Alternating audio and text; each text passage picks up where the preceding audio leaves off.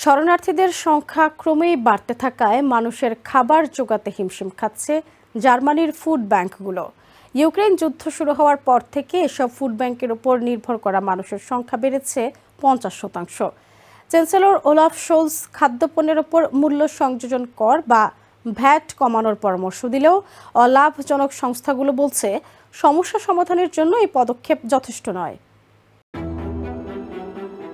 ক্রিসমাসের আনন্দ উৎসবে যখন মুখরিত চারিদিক, সে সময় বার্লিনের একটি গির্জার সামনের দীর্ঘ লাইনে দাঁড়িয়ে থাকা এসব মানুষেরা চার্চের ভেতরে উদযাপনের জন্য নয়, বরং ফুড ব্যাংক থেকে খাদ্য সামগ্রী সংগ্রহের জন্য অপেক্ষা করছেন।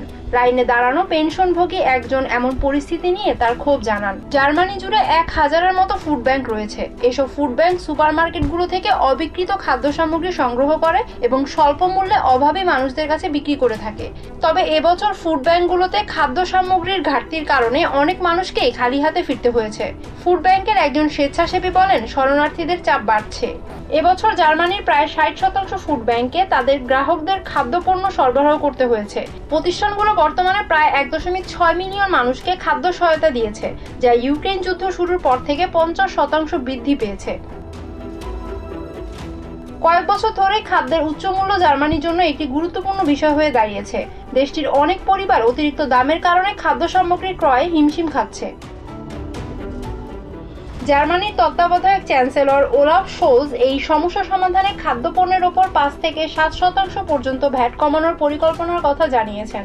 অলাভজনক সংস্থাগুলো শোলজের এই পদক্ষেপকে সমস্যা সমাধানের প্রথম পদক্ষেপ হিসেবে দেখছে। তবে তাদের মতে স্টেট এই বিষয়ে কার্যকরী পদক্ষেপ না নিলে ফুড ব্যাংকগুলোর কিছুই করার থাকবে না। Humaira Ira, TVN 24 news desk. New York থেকে সম্প্রচারিত টিভিএন 24 টেলিভিশন বিশ্বজুড়ে বাঙালির কণ্ঠস্বর।